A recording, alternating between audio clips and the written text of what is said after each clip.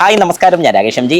ഇന്ന് ഞാൻ ഈ ഒരു വീഡിയോ ചെയ്യുന്നത് വാഹനം ഓടിക്കാൻ പഠിച്ച ആൾക്കാർക്കും വാഹനം ഓടിക്കാൻ പഠിക്കുന്ന ആൾക്കാർക്കും വേണ്ടിയിട്ടാണ്. ബാക്കിയുള്ളവർക്ക് വേണമെങ്കിൽ പോകാം. കാരണം ഇതിൽ ഏറ്റവും ബേസ് ആയിട്ടുള്ള കാര്യങ്ങൾ, ബേസ് ഞാൻ ഉദ്ദേശിക്കുന്ന 5 പോയിന്റുകൾ വാഹനം ഓടിക്കാൻ അറിയുന്ന എല്ലാവരും അല്ലെങ്കിൽ വാഹനം ഓടിക്കാൻ പഠിക്കുന്ന എല്ലാവരും മനസ്സിലാക്കേണ്ട കാര്യമാണ്. അതുമാത്രമല്ല, ഇന്ന് എൻ്റെ കൂട്ടത്തിലുള്ള ആദിത്യനെ പലരും പുറമേ കണ്ടിട്ടുണ്ടായിരിക്കും. അതായത് എൻ്റെ വീഡിയോസിൽ അവിടെ ഇവിടെയൊക്കെ ആയിട്ട് കണ്ടിട്ടുണ്ടായിരിക്കും. എൻ്റെ ഒഫീഷ്യലായിട്ടുള്ള ക്യാമറമാനാണ് ആദിത്യൻ. അത്യാവശ്യം നന്നായിട്ടൊക്കെ വീഡിയോ എടുത്ത് പഠിച്ചു വരുന്നു. അതുപോലെ തന്നെ വാഹനം ഓടിച്ചും പഠിച്ചു വരുന്നേ ഉള്ളൂ. അപ്പോൾ അവൻ്റെ കുറച്ച് സംശയങ്ങളും കാര്യങ്ങളൊക്കെ കഴിഞ്ഞ ദിവസം കേട്ടപ്പോഴാണ് എനിക്ക് ഇങ്ങനെ ഒരു ടോപ്പിക്ക് മനസ്സിൽ വന്നത്. കാരണം വാഹനം ഓടിക്കാൻ പഠിക്കുന്ന ഒരുപാട് പേരുടെ മനസ്സിൽ ഉള്ളൊരു സംശയമാണ്, എങ്ങനെ വളരെ കൃത്യമായിട്ട് വാഹനം ഓടിക്കണം, അല്ലെങ്കിൽ എന്തൊക്കെ കാര്യങ്ങൾ ശ്രദ്ധിക്കണം. ഇതിനെക്കുറിച്ചാണ് നമ്മൾ ഇന്ന് ചെയ്യുന്നത്. കാരണം നമ്മൾ പല വാഹനങ്ങൾ ഓടിച്ച് കാണിക്കുന്നുണ്ട്, ഇന്ന കാര്യങ്ങളൊക്കെ പറയുന്നുണ്ട്. പക്ഷേ ഓടിക്കേണ്ട രീതി ഒന്നുകൂടെ ഒന്ന് വ്യക്തമാക്കി തരണം എന്ന് എനിക്ക് തോന്നിയിട്ടുണ്ട്. കാരണം പലപ്പോഴും റോഡിൽ കൂടെ വാഹനം ഓടിക്കുന്ന സമയത്ത് പലരും ചെയ്യുന്ന മിസ്റ്റേക്കുകൾ കാര്യങ്ങളൊക്കെയാണ് ഞാൻ ഇതിനകത്തൊന്ന് ചൂണ്ടിക്കാണിക്കാൻ ഉദ്ദേശിക്കുന്നത്. അപ്പം എല്ലാവരും ഫുൾ വീഡിയോ കാണാം. എല്ലാവർക്കും welcome back to my channel MJ Tech Explore. ആദ്യത്തെ പോയിന്റ് എന്ന് പറഞ്ഞാൽ പേടി. ആദ്യത്തിനാണെങ്കിലും വണ്ടി ഓടിച്ചു തുടങ്ങിയ സമയത്ത് പേടി എന്ന് പറയുന്നൊരു സാധനം മനസ്സിലുണ്ടായിരുന്നു. ഇപ്പൊ അത് പൂർണ്ണമായിട്ട് മാറിയോ? കുറച്ചൊക്കെ ഇനിയുണ്ട്. അപ്പൊ പേടി എന്ന് പറയുന്ന ഒരു കാര്യമാണ് എല്ലാവരും ആദ്യം ഫേസ് ചെയ്യുന്ന ഒരു കാര്യം. അതായത് വാഹനം എടുത്ത് റോഡിൽ കൊണ്ടുപോകുന്ന സമയത്ത് നമുക്ക് ഈ പേടി എന്തിനാന്ന് ചോദിച്ചു കഴിഞ്ഞാൽ, ബാക്കിയുള്ളൊരു ബ്രേക്ക് ചവിട്ടുന്ന സമയത്ത് നമുക്ക് ബ്രേക്ക് ചവിട്ടാൻ പറ്റുമോ, ഇനി ബ്രേക്ക് ചെയ്യുന്ന സമയത്ത് വാഹനം ഓഫായി പോവോ, ഓവർടേക്ക് ചെയ്യുന്ന സമയത്ത് ഓപ്പോസിറ്റ് സൈഡ് വാഹനം കയറി വരുമോ, ഇങ്ങനെ ഒരുപാട് പേടിയാണ് നിങ്ങൾക്ക് വാഹനം ഓടിക്കുന്ന സമയത്ത് ഉണ്ടാകുന്നത്. പക്ഷേ അവിടെ നമ്മൾ മനസ്സിലാക്കേണ്ട ഒരു കാര്യം, ഈ ഒരു പേടി വെച്ചുകൊണ്ടിരുന്നാൽ ഒരു കാരണവശാലും നമുക്കൊരു പുതിയ കാര്യമോ അല്ലെങ്കിൽ വാഹനം മര്യാദയ്ക്ക് ഓടിക്കാനോ സാധിക്കത്തില്ല. ഒരു കാരണവശാലും പേടിക്കേണ്ട. നിങ്ങളുടെ കയ്യിൽ ലൈസൻസ് ഉണ്ട്, അല്ലെങ്കിൽ നിങ്ങളുടെ കയ്യിൽ ലൈസൻസ് ഉണ്ട്. പക്ഷേ ലൈസൻസ് ഉണ്ടെങ്കിൽ എല്ലാത്തിനും ഉള്ള ലൈസൻസ് ആണോ എന്ന് ചോദിച്ചാൽ അല്ല. പക്ഷേ പേടി കൂടാതെ വാഹനം ഓടിക്കാൻ പറ്റുന്ന ഏറ്റവും വലിയൊരു കാര്യമാണ് ഡ്രൈവിംഗ് ലൈസൻസ്. ഒന്നാമത്തെ കാര്യം. ഇനി രണ്ടാമത്തെ കാര്യം, നിങ്ങൾ ഓടിക്കുന്ന വാഹനം, രണ്ടാമത്തെ കാര്യം എന്ന് പറഞ്ഞാൽ പേടിയെക്കുറിച്ച് തന്നെയാണ് ഞാൻ വരുന്നത്. നിങ്ങൾ ഓടിക്കുന്ന വാഹനത്തിൻ്റെ എല്ലാം പേപ്പേഴ്സും കറക്റ്റ് ആണെങ്കിൽ, അതായത് പൊല്യൂഷൻ ആണെങ്കിലും RC ആണെങ്കിലും എല്ലാം കാര്യങ്ങളും കറക്റ്റ് ആണെങ്കിൽ അവിടെ നിങ്ങൾക്ക് പേടിക്കേണ്ട കാര്യമില്ല. രണ്ടാമത്തെ കാര്യം. അപ്പോൾ പേടിയുടെ റിലേറ്റഡ് ആയിട്ടുള്ള കാര്യമാണ് പറയുന്നത്. പിന്നെ നിങ്ങളുടെ വാഹനത്തിൻ്റെ കണ്ടീഷൻ ഓക്കെ ആണെന്നുണ്ടെങ്കിൽ അവിടെയും പേടിക്കേണ്ട കാര്യമില്ല. കാരണം വാഹനത്തിൻ്റെ എൻജിൻ റിലേറ്റഡ് ആയിട്ട് എന്തെങ്കിലും പ്രശ്നം ഉണ്ടെങ്കിൽ, ബ്രേക്ക് കിട്ടുന്നില്ല, അങ്ങനെയൊക്കെ ഉള്ളൊരു പ്രശ്നങ്ങൾ വെച്ച് നിങ്ങൾ വാഹനം ഓടിക്കുമ്പോൾ ഉള്ളിലൊരു പേടിയായിരിക്കും, ഈശ്വര എന്തെങ്കിലും പറ്റുമോ എന്നുള്ളൊരു ടെൻഷൻ. അതും വേണ്ട. ഇതാണ് പേടിയുടെ മെയിൻ കാര്യങ്ങൾ. ആദ്യം പറഞ്ഞ കാര്യമാണ് മെയിനായിട്ടുള്ള പോയിന്റ്. അതായത് നിങ്ങൾ വാഹനം ഓടിക്കുമ്പോൾ, പുതിയതായിട്ട് വാഹനം ഓടിക്കാൻ പഠിക്കുന്ന ആൾക്കാർ പേടി എന്നുള്ളൊരു കാര്യം മാറ്റി വയ്ക്കുക. നിങ്ങൾക്ക് ചെയ്യാൻ പറ്റും എന്നുള്ളൊരു ധൈര്യത്തിൽ ഇറങ്ങി ഓടിക്കുകയാണെന്നുണ്ടെങ്കിൽ തന്നെ നിങ്ങൾക്ക് എല്ലാ പ്രശ്നങ്ങളും മാറുന്നതായിരിക്കും. ഇനി രണ്ടാമത്തെ പോയിന്റ്, പേഷ്യൻസ് അഥവാ ക്ഷമ നന്നായിട്ട് വേണം. ആദ്യത്തിന് നല്ല ക്ഷമയുണ്ടോ? ഉണ്ട്. എന്നാലും കുറച്ച് കുറവാണ്. എല്ലാവർക്കും പേഷ്യൻസ് കുറച്ച് കുറവാണ്. വേറെ ഒന്നും കൊണ്ടല്ല, നമ്മൾ വാഹനം ഓടിച്ചുകൊണ്ടിരിക്കുന്ന സമയത്ത് പെട്ടെന്ന് ഒരാൾ പുറകെ വന്ന് ഹോൺ അടിക്കുകയാണെന്നുണ്ടെങ്കിൽ നമ്മൾ ടെൻസ്ഡ് ആയിപ്പോവും. അയ്യോ പെട്ടെന്ന് മാറ്റിയേക്ക്, അയാൾക്ക് പോകാൻ അത്യാവശ്യമുണ്ട്, നമ്മൾ പെട്ടെന്ന് സൈഡിലോട്ട് ഒതുക്കി അയാളെ കയറ്റി വിടാം. ആ ഒരു ചിന്ത വേണ്ട. നിങ്ങൾക്ക് സൈഡ് ഒക്കുമെന്നുണ്ടെങ്കിൽ, അല്ലെങ്കിൽ സൈഡിൽ ഇടയുണ്ടെങ്കിൽ, ബാക്കി ഒരാൾക്ക് ബുദ്ധിമുട്ട് വരാത്ത രീതിയിൽ, ഇത് കേരളമാണ് അല്ലെങ്കിൽ ഇന്ത്യയാണ്, നമുക്കിവിടെ ലെഫ്റ്റ് സൈഡിലെ മിററിൽ കൂടെ നോക്കി ലെഫ്റ്റ് സൈഡിൽ കൂടെ ആരെങ്കിലും കയറി വരുന്നുണ്ടോ ഇല്ലയോ എന്ന് ഉറപ്പ് വരുത്തുക. ലെഫ്റ്റ് സൈഡിൽ കൂടെ ഒരാൾ കയറി വരുന്നുണ്ടെങ്കിൽ നമ്മൾ ലെഫ്റ്റിലോട്ട് ഒതുക്കരുത്, അയാളെ കയറ്റി വിട്ടതിന് ശേഷം മാത്രം ഒതുക്കുക. നമ്മുടെ നിയമത്തിലൊന്നും ലെഫ്റ്റിൽ കൂടെ ഓവർടേക്ക് ചെയ്യാൻ പറയുന്നില്ല. പക്ഷേ ഞാൻ പറഞ്ഞതുപോലെ ഇവിടെ ലെഫ്റ്റ് സൈഡിൽ കൂടെ ഓവർടേക്ക് ചെയ്യും. നിങ്ങൾ നോക്കിപ്പോയാൽ നിങ്ങളുടെ വാഹനത്തിന് സ്ക്രാച്ചസോ അയാൾക്കൊരു ബുദ്ധിമുട്ടോ വരാതിരുന്നോളും. അത് നിങ്ങളുടെ മനസ്സിലുണ്ടായിരിക്കണം. ഓക്കെ, അത് ജസ്റ്റ് ഞാൻ പറഞ്ഞു പോയെന്ന് മാത്രമേ ഉള്ളൂ.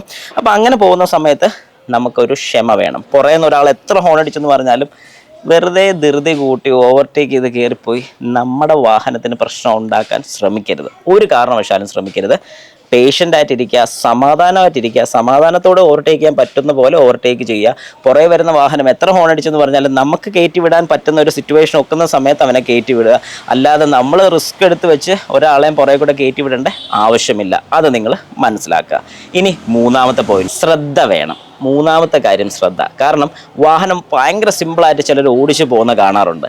അങ്ങനെ ഓടിച്ചു പോകുന്ന കാണുമ്പോൾ, ഇപ്പോൾ ആദ്യത്തിനാണെങ്കിൽ എൻ്റെ കൂട്ടത്തിൽ ഇരിക്കുമ്പോൾ ഞാൻ വളരെ പേഴ്സണലായിട്ട് പറഞ്ഞു കഴിഞ്ഞാൽ റഫ് ഡ്രൈവിങ്. അതെ, നല്ല ഓപ്പണായിട്ട് പറയും. ഞാൻ നല്ല രീതിക്ക് റഫായിട്ട് ഓടിക്കും, നല്ല ഫെയറായിട്ട് ഓടിക്കും, വളരെ മര്യാദയ്ക്ക് ഓടിക്കും. അതെൻ്റെ ഒരു രീതി അനുസരിച്ച്. പക്ഷേ ഞാൻ ഓടിക്കുന്ന മോശവശമായിരിക്കും ചിലപ്പോൾ എൻ്റെ കൂട്ടത്തിൽ ഇരിക്കുന്ന ആൾ കണ്ടുപഠിക്കുന്നത്. ആദ്യം ചിലപ്പം, ഞാൻ അങ്ങനെ പറഞ്ഞതല്ല, പക്ഷേ അങ്ങനെ കണ്ടുപഠിച്ചു കഴിഞ്ഞാൽ ഒരു കുഴപ്പം എന്താണെന്ന് പറഞ്ഞാൽ അവരിത് ചെയ്ത് നോക്കും, അല്ലെങ്കിൽ അത് ചെയ്യാൻ ശ്രമിക്കുന്ന സമയത്ത് ചിലപ്പം നമ്മൾ ഉദ്ദേശിക്കുന്ന പോലെ എത്തണമെന്നില്ല. കാരണം ഞാൻ എൻ്റെ ഒരു എക്സ്പീരിയൻസ് വെച്ചും എൻ്റെ ആ ഒരു ഓടിച്ചിട്ട് എനിക്ക് വേറെ കുഴപ്പങ്ങളില്ല, എനിക്കറിയാം എവിടെ എന്തൊക്കെ രീതിയിൽ ബ്രേക്ക് ചവിട്ടണം എന്നൊക്കെ ഉള്ളത് എനിക്ക് മനസ്സിലാകുന്നുള്ളതുകൊണ്ട് ഞാൻ ആ രീതിക്ക് ചെയ്യും. പക്ഷേ ഇത് കണ്ടു പഠിക്കുന്ന ഒരാൾ അത് ചിലപ്പോൾ മനസ്സിലാക്കണമെന്നില്ല, അതൊരു നെഗറ്റീവ് സൈഡാണ്. അതുകൊണ്ട് നമ്മൾ ഒരാളെയും കണ്ട് അനുകരിക്കരുത് എന്നേ ഞാൻ പറയത്തുള്ളൂ. എൻ്റെ ഭാഗം നോക്കുകയാണെങ്കിൽ ഞാൻ ശരിക്കും എൻ്റെ ഫാദർ വാഹനം ഓടിക്കുന്ന കണ്ട് പഠിച്ചൊരു വ്യക്തിയാണ്. വീട്ടിൽ വാഹനം ഉള്ളതുകൊണ്ട് ഈ വാഹനം വീട്ടിലാരും അറിയാതെ എടുത്ത് ഓടിച്ച് പഠിച്ചൊരു വ്യക്തിയാണ്. പക്ഷേ അങ്ങനെ പഠിക്കുമ്പോൾ അതിൻ്റേതായ ഒരുപാട് നെഗറ്റീവ് സൈഡുകളുണ്ട്. ഞാനിപ്പം ഡ്രൈവിംഗ് ടെസ്റ്റിന് പോയ സമയത്താണ്, ലേണേഴ്സ് എടുത്തപ്പോഴാണ് കുറേ കാര്യങ്ങൾ എനിക്ക് ആ ബുക്ക് വായിച്ച് മനസ്സിലാക്കാൻ സാധിച്ചത്. അതിനു മുമ്പ് നെയിമോ കാര്യങ്ങളോ ഒന്നും അറിയത്തില്ല, നമ്മുടെ ഇഷ്ടത്തിന് ഓടിച്ച് പഠിച്ചത് കാരണം. പക്ഷേ അതല്ല, നമ്മളിതിൻ്റെ കുറച്ച് നിയമങ്ങൾ അറിഞ്ഞിരിക്കണം എന്ന് തന്നെ ഞാൻ പറയും. അപ്പോൾ അത് ഞാൻ പറഞ്ഞു വന്നൊരു പോയിന്റ് എന്ന് പറഞ്ഞാൽ നല്ല ശ്രദ്ധയോടുകൂടി വാഹനം ഓടിക്കണം. പാട്ട് കേൾക്കുന്നുണ്ട് കുഴപ്പമില്ല, സിനിമ കാണുന്നുണ്ട് കുഴപ്പമില്ല, പക്ഷേ ശ്രദ്ധ ഒരിക്കലും റോഡിൽ നിന്നും പോകരുത്. സൈഡിലുള്ള മിറേഴ്സും ശ്രദ്ധിക്കുക, സൈഡിൽ കൂടെ വാഹനങ്ങൾ കയറി വരാം. അങ്ങനെ കയറി വരുന്ന വാഹനങ്ങളെല്ലാം നിങ്ങൾ ശ്രദ്ധിച്ച് വേണം ഓടിക്കണം എന്ന് തന്നെ ഞാൻ പറയും. കറക്റ്റ് അല്ലേ?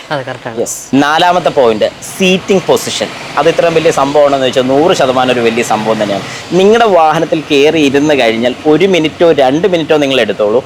കൃത്യമായിട്ടുള്ള സീറ്റിംഗ് പൊസിഷനിലാണ് നിങ്ങൾ ഇരിക്കുന്നതെങ്കിൽ ഒരു കാരണവശാലും ഒരു ബുദ്ധിമുട്ടും ഉണ്ടാകുന്നതായിരിക്കത്തില്ല. അതായത് മര്യാദയ്ക്ക് ഇരുന്ന് പിന്നെ വാഹനത്തിൻ്റെ ബാക്കിയുള്ള കാര്യങ്ങളൊക്കെ, സ്റ്റിയറിങ്ങും ക്ലച്ച് ബ്രേക്ക് കാര്യങ്ങളൊക്കെ സെറ്റാണോ, മിറേഴ്സ് സെറ്റാണോ, ഇതെല്ലാം നോക്കിയതിന് ശേഷം മാത്രം വാഹനം ഓടിക്കാൻ ശ്രമിക്കുക. കാരണം അങ്ങനെയാണെങ്കിൽ തന്നെ നമ്മുടെ സീറ്റിംഗ് പൊസിഷൻ ഓക്കെ ആണെങ്കിൽ തന്നെ നമ്മൾ ഫുള്ളി കംഫർട്ടബിൾ ആയിരിക്കും. ഇനി 5ാമത്തെ കാര്യം, നമ്മുടെ ലാസ്റ്റ് കാര്യമാണ് പാർക്കിംഗ് മെത്തേഡ്. കാരണം പാർക്ക് ചെയ്യാനാണ് പലർക്കും ബുദ്ധിമുട്ടുള്ളൊരു കാര്യം. പലരും പറഞ്ഞ് ഞാൻ കേട്ടിട്ടുള്ളൊരു കാര്യമാണ്, ഹെവി ട്രാഫിക് ഉള്ള സ്ഥലമാണ്, അവിടെ പാർക്ക് ചെയ്യാൻ ഭയങ്കര ബുദ്ധിമുട്ടാണ്. ആ ഒരു കാര്യം നിങ്ങൾ മാറ്റിക്കണം. കാരണം വാഹനം കൃത്യമായിട്ടുള്ള രീതിയിൽ പാർക്ക് ചെയ്യാൻ പഠിക്കണം. അതിപ്പോൾ റിവേഴ്സ് പാർക്കിംഗ് ആണെങ്കിലും ഫ്രണ്ടിലോട്ടുള്ള പാർക്കിംഗ് ആണെങ്കിലും ഒക്കെ പല പേരുകളിൽ പറയുന്നുണ്ട്, പാരലൽ പാർക്കിംഗ്, അങ്ങനെ ഇങ്ങനെയൊക്കെ പറയുന്നുണ്ട്. ഏതൊരു പൊസിഷൻ കിട്ടിയാലും നിങ്ങളുടെ വാഹനം കൃത്യമായിട്ട് പാർക്ക് ചെയ്യാൻ പറ്റുമോ എന്നുള്ളൊരു കോൺഫിഡൻസോടുകൂടി നിങ്ങൾ പാർക്ക് ചെയ്ത് കഴിഞ്ഞാൽ ഓക്കെയാണ്. വാഹനത്തിൻ്റെ വലിപ്പം മനസ്സിലാക്കുക, നീളം വീതി മനസ്സിലാക്കി ഇത് നമ്മുടെ മനസ്സിലുണ്ടായിരിക്കണം. അതിപ്പോൾ ഏത് വാഹനത്തിൽ നിങ്ങൾ കയറി കഴിഞ്ഞാലും അത് കൃത്യമായിട്ട് മനസ്സിലാക്കണം. അത് ഞാൻ ഈ വീഡിയോയിൽ കൃത്യമായിട്ട് പറഞ്ഞുതരാം, എങ്ങനെ ഒരു വാഹനത്തിൻ്റെ നീളവും വീതിയും മനസ്സിലാക്കുക എന്നുള്ളത് വളരെ കൃത്യമായിട്ട് ഞാൻ പറഞ്ഞുതരാം. അപ്പോൾ നിങ്ങൾ മനസ്സിലാക്കേണ്ട ഒരു കാര്യം, ഇത്രയും പോയിന്റുകൾ നിങ്ങളുടെ മനസ്സിലുണ്ടായിരിക്കണം. ഇനി ആദ്യത്തിനായിട്ട് തന്നെ തയ്യാറാക്കിയ കുറച്ച് ചോദ്യങ്ങളുണ്ട്, അത് നിങ്ങൾക്ക് വളരെ ഹെൽപ്ഫുൾ ആവുന്ന ഒരു 9 ചോദ്യങ്ങളോളം ഉണ്ട് അല്ലേ? യെസ്. അപ്പോൾ അത് വളരെ കൃത്യമായിട്ട് അവൻ എന്നോട് ചോദിക്കും, ഞാൻ അതിൻ്റെ മറുപടി, എനിക്കറിയാവുന്ന മറുപടി പറഞ്ഞാലും അതിലെന്തെങ്കിലും തെറ്റുകുറ്റങ്ങളുണ്ടെങ്കിൽ അല്ലെങ്കിൽ നിങ്ങളുടെ എന്തെങ്കിലും ഒരു സജഷൻ ഉണ്ടെങ്കിൽ അതും കൂടെ ജസ്റ്റ് കമൻറ്റ് ബോക്സിൽ ഒന്ന് ഇട്ടേക്ക്. ഏതായാലും നമുക്കതൊന്ന് സ്റ്റാർട്ട് ചെയ്യാം. ഇതിൻ്റെ ചോദ്യങ്ങൾ നമുക്ക് തുടങ്ങാം. യെസ്, ചോദിച്ചോ. ചേട്ടാ, നമ്മൾ ആദ്യമേ വണ്ടി കയറുമ്പോൾ എന്തൊക്കെ കാര്യങ്ങളാണ് ശ്രദ്ധിക്കേണ്ടത്? ഓക്കെ, നല്ലൊരു ചോദ്യമാണ്. കാരണം നമ്മൾ വാഹനത്തിൽ കയറുന്ന സമയത്ത് എന്തൊക്കെ കാര്യങ്ങൾ ശ്രദ്ധിക്കണമെന്ന് ചോദിച്ചു കഴിഞ്ഞാൽ ചിലർ ചോദിക്കും, ഇതൊക്കെ ഇത്രയും വലിയ കാര്യമാണോ? പുതിയതായിട്ട് പഠിച്ചു വരുന്നൊരു വ്യക്തിക്ക് ഒരുപാട് സംശയങ്ങൾ ഇതുപോലെ കാണും. അതായത് നമ്മൾ വാഹനത്തിൽ ആദ്യം കയറുന്ന സമയത്ത് ഞാൻ ലാസ്റ്റ് പറഞ്ഞൊരു പോയിന്റ് തൊട്ട് തുടങ്ങാം. സീറ്റ് അഡ്ജസ്റ്റ്മെൻറ്റ് വലിയൊരു കാര്യമാണ്. കാരണം നമുക്ക് ഫ്രണ്ട് കാണാൻ പറ്റുന്ന രീതിക്ക്, അതായത് സീറ്റ് ഹൈറ്റ് അഡ്ജസ്റ്റിംഗ് ഓപ്ഷൻ ഉള്ള വാഹനമാണെന്നുണ്ടെങ്കിൽ ഫ്രണ്ടിലത്തെ ബോണറ്റ് കാണുന്ന ഒരു രീതിക്ക് സെറ്റ് ചെയ്ത് നിങ്ങൾ ഇരിക്കുകയാണെങ്കിൽ അത് ഏറ്റവും നല്ലൊരു കാര്യമാണ്. 2ാമത്തെ കാര്യം, സീറ്റ് ബെൽറ്റ് ഇട്ടതിന് ശേഷം സീറ്റും കാര്യങ്ങളൊക്കെ അഡ്ജസ്റ്റ് ചെയ്തതിന് ശേഷം മിറേഴ്സ് കാര്യങ്ങളൊക്കെ അഡ്ജസ്റ്റ് ചെയ്യുക. അതായത് നമ്മുടെ 3 മിറേഴ്സ് നമ്മൾ അഡ്ജസ്റ്റ് ചെയ്ത് കൃത്യമായിട്ട് നമുക്കത് കാണാൻ സാധിക്കുമെന്ന് നോക്കണം.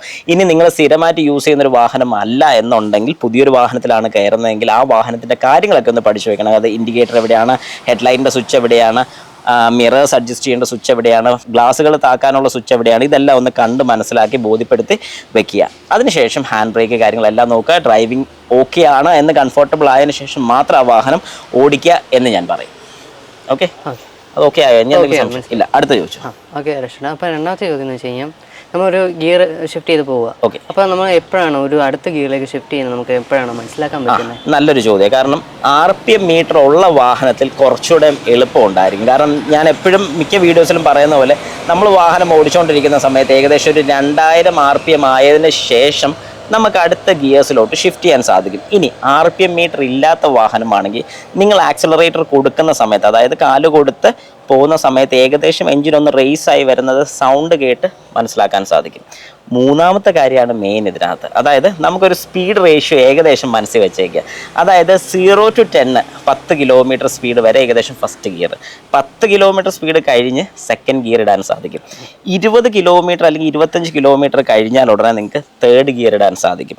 അത് നേരെ ഒരു 35-40 വരെ കൊണ്ടുപോകും. അതിനുശേഷം ഫോർത്ത് ഗിയർ 45 50 ആകുമ്പോഴത്തേക്കും 5th ഗിയർ ഇടാൻ സാധിക്കും. ഇത്രയാണ് ഗിയർ ഷിഫ്റ്റിംഗ് റേഷ്യോ. പക്ഷേ ഈ ഒരു ഗിയർ റേഷ്യോ ഒരു കാരണവശാലും നിങ്ങളൊരു ഹൈ റേഞ്ച് പോകുമ്പോൾ നിങ്ങൾക്കിത് യൂസ് ചെയ്യാൻ സാധിക്കത്തില്ല. കാരണം ഹൈ റേഞ്ച് കയറുകയാണെങ്കിൽ നമുക്ക് കയറ്റം കയറുന്ന സമയത്ത് കൂടുതൽ ടോർക്ക് വേണം. അങ്ങനെ ടോർക്ക് വേണമെങ്കിൽ ലോവർ ഗിയേഴ്സിൽ മാത്രം ടോർക്ക് കിട്ടത്തില്ല. ടോർക്ക് എന്ന് പറഞ്ഞാൽ വലിച്ച് കയറി പോകാൻ അല്ലെങ്കിൽ വലിച്ച് കയറി പോകാനുള്ളൊരു ഫോഴ്സിനെയാണ് ടോർക്ക് എന്ന് പറയുന്നത്. അപ്പോൾ നമുക്ക് അങ്ങനെയാകുമ്പോൾ ഒരു കയറ്റം കയറുന്ന സമയത്ത് നമുക്ക് 20 കിലോമീറ്റർ സ്പീഡായി കഴിഞ്ഞൊരു 25-30 കിലോമീറ്റർ സ്പീഡായാലും നമ്മൾ സെക്കൻഡ് ഗിയറിൽ തന്നെ പോയാൽ പറ്റത്തില്ല. അന്നേരം തേർഡ് ഗിയർ ഇട്ട് കഴിഞ്ഞാൽ വാഹനത്തിന് സ്പീഡ് ഗെയിൻ ചെയ്യാൻ സാധിക്കത്തില്ല. അപ്പോൾ നമ്മൾ മനസ്സിലാക്കേണ്ട ഒരു കാര്യം എഞ്ചിൻ ജെർക്കിംഗ് ഉണ്ടോ എന്നുള്ളത്. ആക്സിലറേറ്റർ കൊടുത്തിട്ട് വാഹനത്തിന് സ്പീഡ് ഗെയിൻ ചെയ്യാൻ പറ്റുന്നുണ്ടോ എന്ന് നോക്കാം.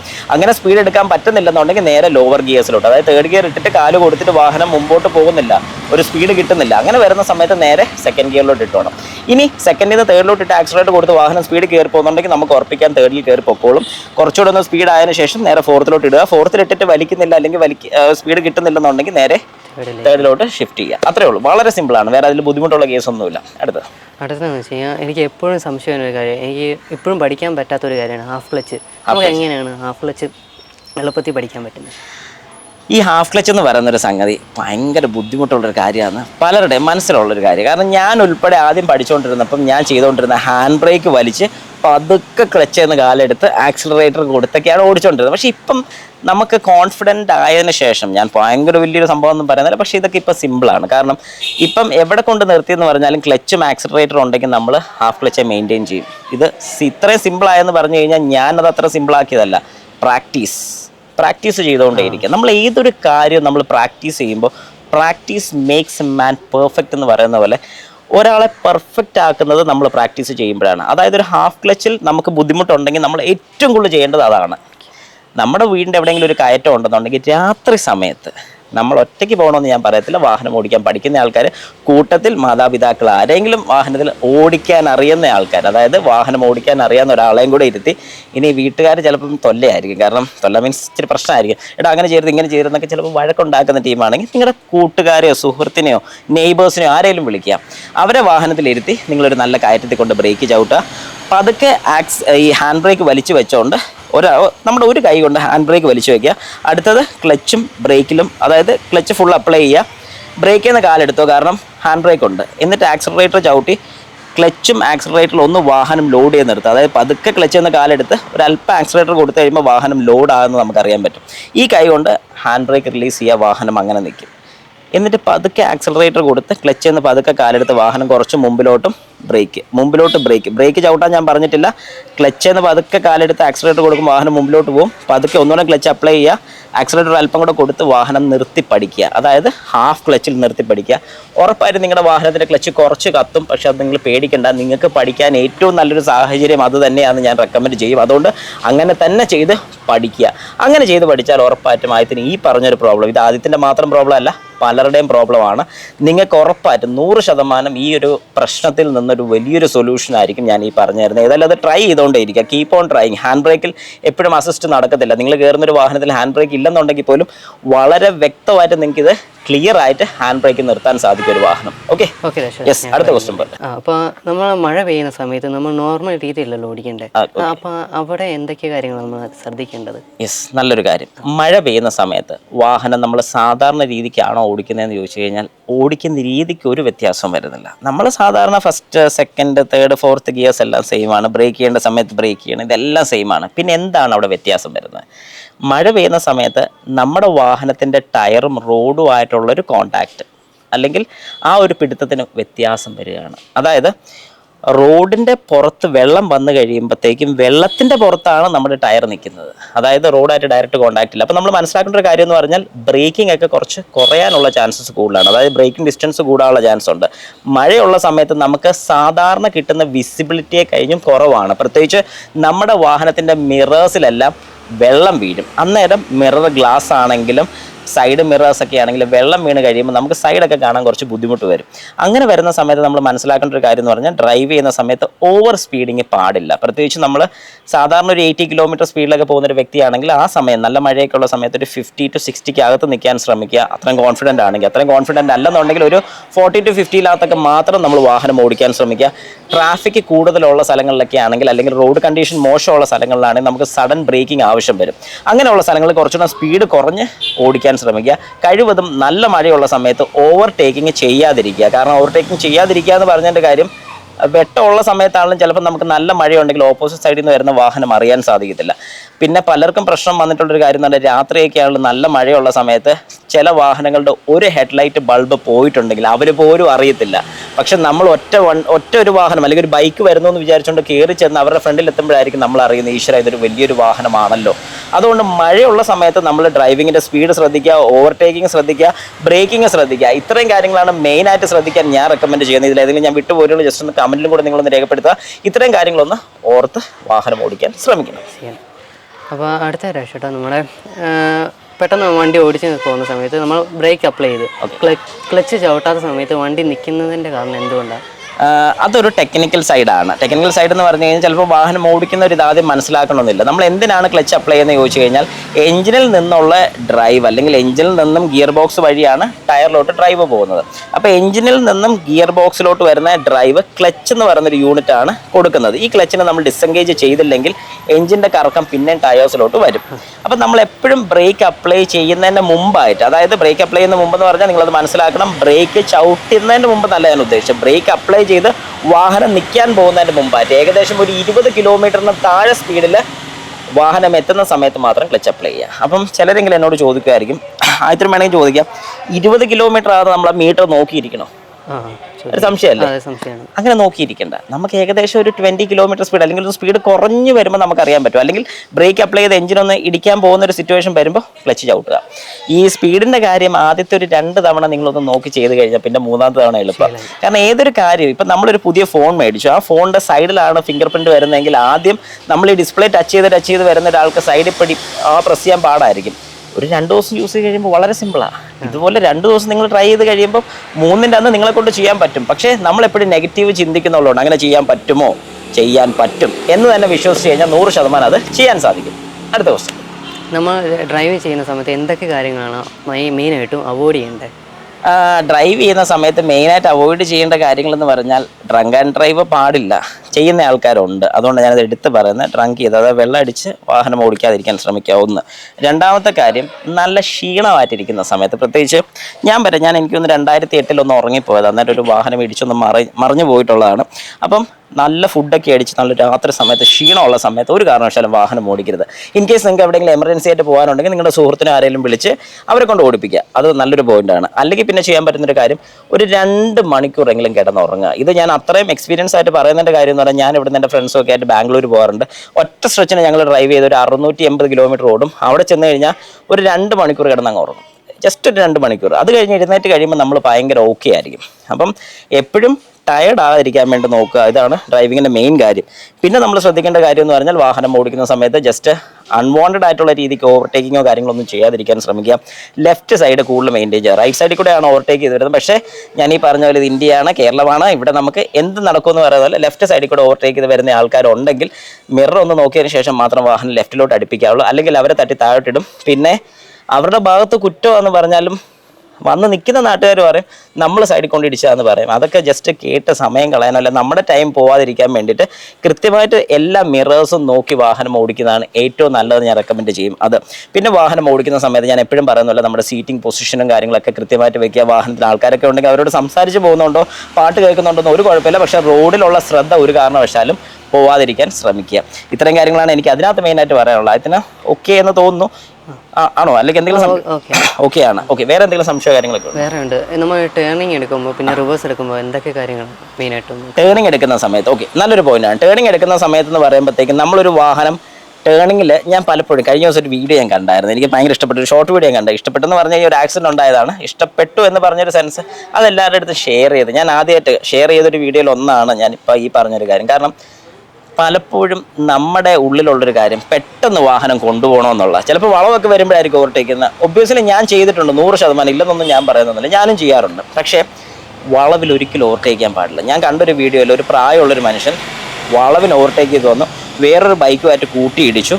അവിടുത്തെ CCTV ദൃശ്യമാണ് കിട്ടിയത്. അപ്പോൾ അന്നേരം അവരൊക്കെ പറയുന്നുണ്ട് ആ ബൈക്കുകാരൻ്റെ കുറ്റമാണ്. ശരിക്കും ഈ സ്കൂട്ടറുകാരൻ ഈ വളവിൽ ഓവർടേക്ക് ചെയ്ത് വന്നു. ആ വന്ന ബൈക്കുകാരൻ നല്ല രീതിക്ക് അവൻ്റെ വഴി കൂടെ തന്നെയാണ് വന്നത്. പക്ഷേ രണ്ട് കൂട്ടർക്കും ബുദ്ധിമുട്ടുണ്ടായി. അതുകൊണ്ട് എപ്പോഴും നമ്മളൊരു വളവ് തിരിക്കുന്ന സമയത്ത് അല്ലെങ്കിൽ ഒരു വളവിൽ ഓവർടേക്ക് ചെയ്യുന്ന സമയത്ത് നന്നായിട്ട് ഹോൺ അടിച്ചിരിക്കുക, അത്ര അത്യാവശ്യമാണെങ്കിൽ. അല്ലെങ്കിൽ വളവിൽ ഒരു കാരണവശാലും ഓവർടേക്ക് ചെയ്യാൻ പോകില്ല. പിന്നെ രാത്രി സമയങ്ങളാണ് എനിക്ക് കുറച്ചുകൂടി കംഫർട്ടബിൾ ആയിട്ട് ഓടിക്കാൻ പറ്റുമെന്ന് തോന്നിയിട്ടുള്ള കാര്യം. കാരണം രാത്രി നമ്മളൊരു വളവൊക്കെ തിരിക്കുന്ന സമയത്ത് ആൾ വളവിലൊന്ന് ഓവർടേക്ക് ചെയ്യാൻ വന്നാലും ഹെഡ്ലൈറ്റിൻ്റെ വെട്ടം കൊണ്ട് കാണാൻ സാധിക്കും. പക്ഷേ നമ്മൾ മനസ്സിലാക്കേണ്ട ഒരു കാര്യം, ഓപ്പോസിറ്റ് സൈഡിൽ നിന്ന് വരുന്ന ഒരാൾ ഹെഡ്ലൈറ്റ് ഇട്ടാൽ മാത്രമേ ഈ പറഞ്ഞ കാര്യങ്ങളൊക്കെ നടക്കത്തുള്ളൂ. അതുകൊണ്ട് കഴിവതും നിങ്ങൾ വളവിൽ ഓവർടേക്ക് ചെയ്യാതിരിക്കാൻ ശ്രമിക്കുക. പിന്നെ വളവ് തിരിക്കുന്ന സമയത്ത് സ്പീഡ് ഒന്ന് മെയിൻറ്റെയിൻ ചെയ്യുക. നിങ്ങളിപ്പോൾ വരുന്നൊരു 100 കിലോമീറ്റർ സ്പീഡിലാണ്, നിങ്ങളൊരു എന്നാ പറയുന്ന ഒരു പ്രോ ഡ്രൈവറോ കാര്യങ്ങളൊന്നും അല്ലെങ്കിൽ എപ്പോഴും സ്പീഡൊന്ന് കുറയ്ക്കാൻ ശ്രമിക്കുക. സ്പീഡ് കുറച്ചതിന് ശേഷം മാത്രം ഒരു വളവ് തിരിക്കുക. വളവിൻ്റെ ബെൻഡ് എത്രത്തോളം ഉണ്ടെന്ന് നമുക്ക് അറിയാൻ മേലാത്തതുകൊണ്ടാണ് ഞാൻ എപ്പോഴും സ്പീഡ് കുറയ്ക്കണമെന്ന് പറഞ്ഞത്. കാരണം പുതിയൊരു റോഡിൽ കൂടെയൊക്കെയാണ് നിങ്ങൾ പോകുന്നതിൻ്റെ ഹെയർ പിൻ്റെ ബെൻഡിൽ കൂടെയൊക്കെയാണ് പോകുന്നതെങ്കിൽ അത് തിരിക്കണമെന്നുണ്ടെങ്കിൽ തന്നെ നമുക്കറിയാം കുറച്ച് ടേണിംഗ് റേഡിയസ് വേണം. സ്ഥിരം പോകുന്ന ആൾക്കാർക്ക് കൃത്യമായിട്ട്, ഇപ്പം ഞാനൊക്കെയാണല്ലോ എനിക്കറിയാം ഇത്ര വളച്ചാൽ മതി എന്നുള്ള അറിയാം. പക്ഷേ പുതിയ ആൾക്കാർക്ക് ചിലപ്പോൾ അത് പറ്റിയെന്ന് വരത്തില്ല. അതുകൊണ്ട് സ്പീഡ് കുറച്ചത് തിരിച്ചെടുക്കുക. ഇങ്ങനെ ഒരു 10 വട്ടം എടുത്ത് കഴിയുമ്പോൾ പിന്നെ ഒരു 11ാമത്തെ തവണ നിങ്ങൾക്ക് അത് കൂളായിട്ട് തിരിക്കാൻ സാധിക്കുന്നതായിരിക്കും. പിന്നെ ഞാൻ ഈ പറഞ്ഞ പോലെ നമ്മൾ ഓവർടേക്ക് ചെയ്യുന്ന കാര്യം അത് വളരെ വ്യക്തമായിട്ട് മനസ്സിലുണ്ടായിരിക്കണം. ഒരു കാരണവശാലും വളവിൽ ഓവർടേക്ക് ചെയ്യാൻ പാടില്ല. പിന്നെ നമ്മൾ പറഞ്ഞ റിവേഴ്സ് എടുക്കുന്ന കാര്യം, റിവേഴ്സ് പാർക്കിങ്. ഈ ഏറ്റവും അത്യാവശ്യമായിട്ട് നിങ്ങൾ പഠിക്കേണ്ട ഒരു കാര്യം പാർക്കിംഗ് ആണ്. അതിൽ പ്രത്യേകിച്ച് റിവേഴ്സ് പാർക്കിങ്. കാരണം റിവേഴ്സ് എടുക്കാൻ ഇത്രയും എളുപ്പം ഞാൻ എപ്പോഴും സജസ്റ്റ് ചെയ്യുന്നത്, എനിക്ക് എപ്പോഴും ഭയങ്കര കംഫർട്ടബിൾ എന്ന് പറഞ്ഞാൽ റിവേഴ്സ് എടുക്കാനാണ്. കാരണം നമുക്ക് അവിടെ അസിസ്റ്റ് തരുന്ന 3 പേരാണ്. Right side, left side, centre. ഈ 3 മിറേഴ്സ് നമുക്കവിടെ അസിസ്റ്റ് തരുന്നുണ്ട്. ഒരു കാരണവശാലും ക്യാമറ നോക്കരുതെന്ന് ഞാൻ പറയത്തുള്ളൂ. ക്യാമറ നോക്കിക്കോളും എന്തെങ്കിലും ഒബ്സ്റ്റക്കിൾസും ബാക്കിലുണ്ടോ എന്നുള്ളത്. ബാക്കി നിങ്ങൾ ഈ 3 മിറേഴ്സ് നോക്കി എടുക്കാൻ ശ്രമിക്കുക. അങ്ങനെയാണെന്നുണ്ടെങ്കിൽ നമുക്കൊരു കോർണേഴ്സൊക്കെ എടുക്കുമ്പോഴാണെങ്കിലും ഒരിടത്ത് പാർക്ക് ചെയ്യുമ്പോഴാണെങ്കിലും ഏറ്റവും നന്നായിട്ട്. കാരണം ഫ്രണ്ട് കയറ്റിയിടാൻ പോലും നമുക്ക് ബുദ്ധിമുട്ട് വരും, ബാക്ക് അത്രയും ബുദ്ധിമുട്ടില്ല. കാരണം റൈറ്റും ലെഫ്റ്റും മിറേഴ്സ് നോക്കിയാൽ വാഹനത്തിൻ്റെ സൈഡ് ഫുൾ അറിയാം, സെൻറ്റർ മിറർ നോക്കിയാൽ ബാക്കും അറിയാൻ പറ്റും. അങ്ങനെ നിങ്ങൾ പാർക്ക് ചെയ്ത് ശീലിക്കുക. പാർക്കിംഗ് മാത്രമല്ല, ഒരു സൈഡിൽ നിങ്ങളുടെ വീടിൻ്റെ പരിസരത്തൊക്കെ ചെറിയ റോഡ്സൊക്കെ ഉണ്ടെങ്കിൽ അവിടെ റിവേഴ്സ് എടുത്ത് പഠിക്കുക. വീട്ടുകാരോടും കൂടെ അല്ലെങ്കിൽ ഇത് കാണുന്ന മാതാപിതാക്കളോടും കൂടെ ഞാൻ പറയുന്നത്, അവരെ കൊണ്ട് ചെയ്യിച്ചോണ്ടേ ഇരിക്കുക. എന്നാൽ അവർ എക്സ്പേർട്ട് ആവത്തുള്ളൂ. അല്ലെങ്കിൽ ഒരു സമയത്ത് നിങ്ങളിപ്പോൾ വാഹനം എടുക്കേണ്ടതെന്ന് പറഞ്ഞിട്ട് നാളെ ഒരു സമയത്ത് അവർ വാഹനമായിട്ട് പുറത്തോട്ട് പോകുമ്പോൾ അവർക്ക് ബുദ്ധിമുട്ടായിരിക്കും.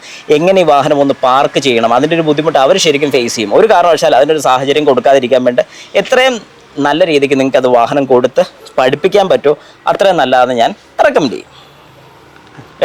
വേറെ എന്ന് പറയുമ്പോൾ നമുക്ക് ഒരു കയറ്റത്തിൽ ഒരു പാർക്ക് ചെയ്യുന്ന രീതിക്ക് എങ്ങനെയാണ്? കയറ്റത്തിൽ പാർക്ക് ചെയ്യുന്ന രീതി ഓക്കെ, ഒരു കാരണവശാലും കയറ്റത്തിൽ പാർക്ക് ചെയ്യരുതെന്ന് ഞാൻ പറയത്തുള്ളൂ. ഇനിയിപ്പോൾ നിങ്ങൾക്ക് വേറെ സാഹചര്യമില്ല, കയറ്റത്തിൽ പാർക്ക് ചെയ്തേ പറ്റുമെന്നുണ്ടെന്നുണ്ടെങ്കിൽ ചെയ്യേണ്ട കാര്യം എന്ന് പറഞ്ഞാൽ നല്ല കുത്തനുള്ളൊരു കയറ്റത്തിൽ നിങ്ങളുടെ വാഹനം കയറ്റിയിടുക. ഇട്ടതിന് ശേഷം ആ നിർത്തിയിരിക്കുന്ന പോർഷൻ വേറെ ബുദ്ധിമുട്ടൊന്നും ഇല്ലല്ലോ എന്ന് ഓർക്കുക. കാരണം ഒരു സൈഡ് നല്ലൊരു താഴ്ച, ഈ സൈഡ് ഫ്ലാറ്റൊക്കെ ആണെന്നുണ്ടെങ്കിൽ ഒരു കാരണവശാലും അവിടെ പാർക്ക് ചെയ്യരുത്. കാരണം നമ്മൾ സേഫ് പാർക്കിംഗ് ആണ് എപ്പോഴും നോക്കേണ്ടത്, ഒരിക്കലും റിസ്കി പാർക്കിംഗ് എടുക്കരുത്. നമ്മളിപ്പോൾ ഹൈ റേഞ്ച് ഒക്കെ പോവാണ്, ലെഫ്റ്റ് സൈഡ് നല്ല താഴ്ചയാണ്, നമ്മൾ തിട്ടയുടെ അവിടെയൊക്കെ കൊണ്ടാ പാർക്ക് ചെയ്യുന്നെങ്കിൽ ഒരു കാരണവശാലും ചെയ്യരുത്. കാരണം മണ്ണിടിച്ചിലോ വല്ലതൊക്കെ വന്നു കഴിഞ്ഞാൽ വാഹനം പോകാനുള്ള ചാൻസ് ഉണ്ട്. അതുകൊണ്ട് അത് ചെയ്യരുത്. സേഫ് ആയിട്ടുള്ള രീതിയിൽ പാർക്ക് ചെയ്യുക. നല്ല കുത്തനുള്ള കയറ്റമാണെങ്കിലും കുഴപ്പമൊന്നുമില്ല, ചരലോ കാര്യങ്ങളോ ഒന്നുമില്ല. റോഡ് അല്ലെങ്കിൽ നമ്മൾ കൊണ്ട് പാർക്ക് ചെയ്യുന്ന സ്ഥലം സേഫ് ആണെന്നൊരു ചിന്ത നമുക്ക് വന്നിട്ടുണ്ടെങ്കിൽ നേരെ കൊണ്ട് പാർക്ക് ചെയ്യുക. ഫസ്റ്റ് ഗിയറിൽ തന്നെ എൻഗേജ് ചെയ്യുക. അതിനുശേഷം ഹാൻഡ് ബ്രേക്ക് വലിച്ചിടുക. ഫസ്റ്റോ റിവേഴ്സോ ഈ രണ്ടിൽ ഏതെങ്കിലും ഒരു ഗിയറിൽ എൻഗേജ് ചെയ്തിടുക. അതായത് പലരും പറഞ്ഞ് ഞാൻ കേട്ടിട്ടുണ്ട്, നിങ്ങൾ വാഹനം ആദ്യം കൊണ്ട് നിർത്തുക, ഹാൻഡ് ബ്രേക്ക് വലിക്കുക, എന്നിട്ട് ഗിയറിൽ എൻഗേജ് ചെയ്യുക. തെറ്റ്, അങ്ങനെ ചെയ്യരുത്. ആദ്യം വാഹനം കൊണ്ട് പാർക്ക് ചെയ്യുക, ലോഡ് ചെയ്യുക. അതായത് ഏത് ഗിയറിൽ, റിവേഴ്സ് എങ്കിൽ റിവേഴ്സ്, ഫസ്റ്റ് എങ്കിൽ ഫസ്റ്റ്. റിവേഴ്സ് ഗിയറിൽ ഇട്ടോളൂ, ഒരു കുഴപ്പമില്ല. റിവേഴ്സ് ഗിയറിലിട്ട് ക്ലച്ചിൽ നിന്ന് പതുക്കെ കാലെടുക്കുമ്പോൾ വാഹനം ഒന്ന് ലോഡാകും. അങ്ങനെ ലോഡായതിനു ശേഷം ഹാൻഡ് ബ്രേക്ക് വലിച്ചിടുക. ഇപ്പോൾ ഉണ്ടാകുന്ന ഗുണം എന്താണെന്ന് വെച്ചാൽ ഫ്രണ്ടിലത്തെ ടയർ ലോഡായി നിൽക്കുകയാണ്, ബാക്കിലത്തെ ടയർ നമ്മൾ ലോഡാക്കി നിർത്തി. ഇപ്പം രണ്ടും ലോഡാണ്. മറ്റേതെന്ന് പറഞ്ഞാൽ ബാക്ക് മാത്രം ലോഡാക്കി വെക്കും, ഫ്രണ്ട് ഫ്രീ ആക്കിയിടും. ശരിയല്ല. ലോഡ് ഈക്വലായിട്ട് നമ്മുടെ വാഹനത്തിൻ്റെ 4 ടയറിലും പോകണം. അതല്ലാതെ നമ്മൾ പലപ്പോഴും പറയുന്ന പോലെ ഫ്രണ്ട് ഒരിക്കലും ലോഡ് ചെയ്യരുത്, ഗിയർ ബോക്സിന് പ്രശ്നം, ചുമ്മാതെയാണ്, ഒരു പ്രശ്നവും വരത്തില്ല. നിങ്ങൾ ധൈര്യമായിട്ട് ലോഡ് ചെയ്തിട്ടുള്ളൂ. ഫ്രണ്ടും ലോഡ് ചെയ്ത് ബാക്കും ലോഡ് ചെയ്തിട്ട് കഴിഞ്ഞാൽ വാഹനത്തിന് വേറെ ഇഷ്യൂസോ വരത്തില്ല, താഴോട്ട് ഇറങ്ങി പോകുന്നും പേടിക്കേണ്ട, ഓക്കെ ആണ്. ഇനി നിങ്ങളുടെ ഹാൻഡ് ബ്രേക്ക് നിങ്ങൾക്ക് വിശ്വാസം ഇല്ലെങ്കിൽ മാത്രം, അതായത് ഹാൻഡ് ബ്രേക്ക് കുറച്ച് മോശമാണ്, ഇച്ചിരി പ്രശ്നം ഉണ്ടെന്നുണ്ടെങ്കിൽ അതുപോലെ പാർക്ക് ചെയ്തേ പറ്റുമെന്നുണ്ടെങ്കിൽ ബാക്കിലത്തെ ടയറിൽ എന്തെങ്കിലും ഒരു സപ്പോർട്ട് കൊണ്ട് കൊണ്ടുവയ്ക്കുക. ഇത് ഞാൻ ഒരിക്കലും റെക്കമെൻഡ് ചെയ്യത്തില്ല, പക്ഷേ സിറ്റുവേഷൻ ഇതാണ്. ഇങ്ങനെ ഒരു പ്രശ്നം ഉണ്ടെങ്കിൽ മാത്രം ബാക്കിലത്തെ ടയറിൽ എന്തെങ്കിലും കൊണ്ട് ഒരു സപ്പോർട്ട് വയ്ക്കുക. അല്ലാത്ത പക്ഷം ഒരു സപ്പോർട്ടും വെക്കേണ്ട കാര്യമില്ല. കാരണം ഗിയറിലാണ്, അതൊരു വലിയ സപ്പോർട്ടാണ്, ഹാൻഡ് ബ്രേക്കിലാണ്, അതും വലിയൊരു സപ്പോർട്ടാണ്. ഒരു കാരണവശാലും വാഹനം പിന്നെ അനങ്ങുമെന്ന് പേടിക്കണ്ട. പിന്നെ വേറെ എന്തെങ്കിലും? പിന്നെ നമ്മൾ ഒരു സേഫ് ഡ്രൈവ് ചെയ്യുമ്പോൾ എന്തൊക്കെ കാര്യങ്ങളാണ് നോക്കണ്ടേ? സേഫ് ഡ്രൈവ് എന്ന് പറയുമ്പോഴത്തേക്കും ആദ്യം തന്നെ നമ്മുടെ സ്പീഡ് റേഷ്യോ ആണ് ഏറ്റവും മെയിനായിട്ട് നമ്മൾ നോക്കേണ്ട ഒരു കാര്യം. Speed ratio, road traffic rules പാലിക്കുക എന്നുള്ളത്. അതായത് വെള്ളവരയുടെ അകത്ത് തന്നെ നമ്മൾ ഓടിക്കാൻ ശ്രമിക്കുക. ഓവർടേക്ക് ചെയ്യേണ്ട ലൈൻസ് നമുക്കറിയാം. അതായത് കണ്ടിന്യൂസ് ലൈൻ ആണെങ്കിൽ ഒരിക്കലും ഓവർടേക്ക് ചെയ്യാൻ പാടില്ല. ഡോട്ടഡ് ലൈൻസ് ആണെങ്കിൽ നമുക്ക് ഓവർടേക്ക് ചെയ്യാൻ പറ്റും. പിന്നെ വാഹനം നമ്മൾ സൈഡിൽ വല്ലതൊക്കെ പാർക്ക് ചെയ്ത് നിർത്തുകയാണെങ്കിൽ എപ്പോഴും റോഡിൻ്റെ വെള്ളവരയ്ക്ക് അകത്ത്, അതായത് അകത്തോട്ട് മാത്രം നമ്മൾ പാർക്ക് ചെയ്തിടുക. ഒരു കാരണവശാലും വെള്ളവരയുടെ പകുതി നമ്മുടെ ടയർ അപ്പുറം പകുതി ടയർ ഇപ്പുറം വെച്ച് പാർക്ക് ചെയ്യരുത്. ഇതൊക്കെയാണ് നമ്മൾ മെയിനായിട്ട് ശ്രദ്ധിക്കേണ്ടത്. പിന്നെ ഡ്രൈവ് ചെയ്യുന്ന സമയത്ത് സ്പീഡിൻ്റെ കാര്യം ഞാൻ പറഞ്ഞായിരുന്നു. ഒരു കാരണവശാലും ഓവർ സ്പീഡ് ചെയ്യില്ല. അത്യാവശ്യമുള്ളൊരു ബാക്കിൽ നിന്ന് ഹോൺ അടിക്കുകയാണെങ്കിൽ പോലും നമ്മൾ സൈഡിലോട്ട് ഒതുക്കുന്നതിന് മുമ്പ് മിറേഴ്സ് ശ്രദ്ധിക്കുക. ഈ കാര്യങ്ങളൊക്കെയാണ് മെയിനായിട്ട് എനിക്കതിൽ നമ്മൾ നേരത്തെ പറഞ്ഞതായിട്ട് തന്നെ കണക്ട് ചെയ്ത് വരുന്ന കാര്യങ്ങളാണ് മെയിൻ പറയാനുള്ളത്. യെസ്, വേറെ എന്തെങ്കിലും? ഇല്ല, ഇത്രേ ഉള്ളൂ. യെസ്. അപ്പോൾ ഇതുപോലെ നിങ്ങൾക്ക് എന്തെങ്കിലും സംശയമോ കാര്യങ്ങളൊക്കെ ഉണ്ടെന്നുണ്ടെങ്കിൽ ജസ്റ്റ് കമൻറ്റ് ബോക്സിലും കൂടി ഇട്ടേക്കുക. ആയതിനുള്ള പോലെ ഒരുപാട് സംശയങ്ങൾ നിങ്ങൾക്കും കാണുമായിരിക്കും. എല്ലാ സംശയം അവന് വരണമെന്നില്ലല്ലോ. അപ്പം നിങ്ങൾക്കുള്ള സംശയങ്ങൾ എന്തൊക്കെയാണോ കമൻറ്റ് ബോക്സിൽ അതും കൂടെ ഒന്ന് ഇട്ടേക്കുക. അപ്പോൾ ബാക്കിയുള്ളവർക്ക് മനസ്സിലാവും ഇങ്ങനെയും കുറേ നല്ല നല്ല സംശയങ്ങളുണ്ടെന്നുള്ള. പൊട്ടത്തരാന്ന് വിചാരിക്കേണ്ട. എന്ത് സംശയം ഉണ്ടെങ്കിൽ നിങ്ങൾക്ക് ധൈര്യമായിട്ട് ചോദിക്കാൻ സാധിക്കും. അത് മാത്രമല്ല, നിങ്ങളൊരു വാഹനത്തിൽ കയറുന്ന സമയത്ത് ഫ്രണ്ടേജ് എങ്ങനെ കൃത്യമായിട്ട് മനസ്സിലാക്കുക, അതായത് നിങ്ങളൊരു പുതിയ വാഹനത്തിൽ കയറുകയാണ്, ഫ്രണ്ട് എങ്ങനെ മനസ്സിലാക്കാൻ സാധിക്കും, വാഹനത്തിൻ്റെ വീതി നീളം എങ്ങനെ മനസ്സിലാക്കാമെന്നും കൂടി ജസ്റ്റ് ഞാനിപ്പോൾ ഒന്ന് കാണിച്ചു തരാം. ഓക്കെ, അപ്പം ഞാൻ ഇപ്പോൾ കാണിച്ചു തരാം. നിങ്ങൾ ശ്രദ്ധിച്ചോണം. ഒരാളെ ഞാൻ അവിടെ ഫ്രണ്ടിൽ നിർത്തിയിട്ടുണ്ട്. നിങ്ങളിപ്പം ഒരു പുതിയ വാഹനമാണ്, അതായത് നിങ്ങളിപ്പം പുതിയൊരു വാഹനത്തിലാണ് കയറുന്നത്. ഈ വാഹനത്തിൻ്റെ ഫ്രണ്ട് അറിയണമെങ്കിൽ ഒരാളെ ഇതിൻ്റെ ഫ്രണ്ടിൽ നിർത്തുക. ഞാൻ സപ്പോസ് ആദ്യത്തിന് ഇതിൻ്റെ ഫ്രണ്ടിൽ നിർത്തി ഒരു ചെറിയൊരു ഗ്യാപ്പ് ഇട്ടതിന് ശേഷം, എന്തുകൊണ്ടാണെന്ന് ചോദിച്ചാൽ ഈ വാഹനത്തിൻ്റെ ഫ്രണ്ടിലെ നീളം എത്രത്തോളം വരുന്നുണ്ടെന്ന് എനിക്ക് അറിയണമെങ്കിൽ ഞാൻ ഇങ്ങനെ നോക്കുമ്പോൾ എനിക്ക് വളരെ കൃത്യമായിട്ട് അറിയാൻ സാധിക്കും ഇപ്പോൾ ഇത്രയും എനിക്ക് ഫ്രണ്ടേജ് കിട്ടുമെന്നുള്ളത്. അപ്പം ഈ ഒരു കാര്യം നമുക്ക് കൃത്യം ഇങ്ങനെ അറിയാൻ സാധിക്കും. ഇത് മാത്രമല്ല, ഈ വാഹനത്തിൻ്റെ സൈഡ് അറിയണമെന്നുണ്ടെങ്കിൽ ഒരാളെ ഇങ്ങനെ സൈഡിലോട്ട്, അതായത് ഈ വാഹനത്തിൻ്റെ കൃത്യം സൈഡിലോട്ട് നിർത്തിക്കഴിഞ്ഞാൽ നമ്മൾ വാഹനത്തിനകത്തോട്ട് കയറിയിരുന്ന് നോക്കുമ്പോൾ ഏകദേശം ഈ വാഹനത്തിൻ്റെ സൈഡ് കൂടെ നമുക്ക് കൃത്യം അറിയാം. എനിക്കിപ്പോൾ ഇവിടെ നിന്ന് നോക്കുമ്പോൾ കാണാൻ സാധിക്കും അവിടം വരെ എനിക്ക് കിട്ടും. അതുകൊണ്ട് വാഹനം പാർക്ക് ചെയ്യുന്ന സമയത്തോ അല്ലെങ്കിൽ ഒരു ടേണിംഗ് ഒക്കെ എടുക്കുന്ന സമയത്ത് എനിക്കിത് ഭയങ്കര ഹെൽപ്ഫുൾ ആയിരിക്കും. അതുകൊണ്ട് ഈ ഒരു രീതിയും കൂടെ നിങ്ങൾ പഠിച്ചു വെച്ചോളൂ. പുതിയ ഏത് വാഹനം നിങ്ങൾ എടുക്കുകയാണെങ്കിലും നിങ്ങളുടെ സ്വന്തം വാഹനമാണെങ്കിലും ഇതുപോലൊരു പ്രൊവിഷൻ ഉണ്ട്, നിങ്ങൾക്ക് അങ്ങനെയും പഠിക്കാൻ സാധിക്കും എന്നുള്ളൊരു കാര്യം മറക്കരുത്. ഈ വീഡിയോയെക്കുറിച്ചുള്ള അഭിപ്രായം കൂടെ നിങ്ങൾ ജസ്റ്റ് രേഖപ്പെടുത്തുക. കാരണം ഇങ്ങനൊരു വീഡിയോ ഓടിക്കുന്ന ആൾക്കാർക്ക്, അതായത് വാഹനം ഓടിച്ച് പഠിക്കുന്ന ആൾക്കാർക്ക് ഹെൽപ്ഫുൾ ആയിട്ടുണ്ടെങ്കിൽ അതും കൂടെ ജസ്റ്റ് ഒന്ന് മെൻഷൻ ചെയ്തേക്കാം. അപ്പോൾ എല്ലാവർക്കും നന്ദി, നമസ്കാരം. Thank you. യെസ്.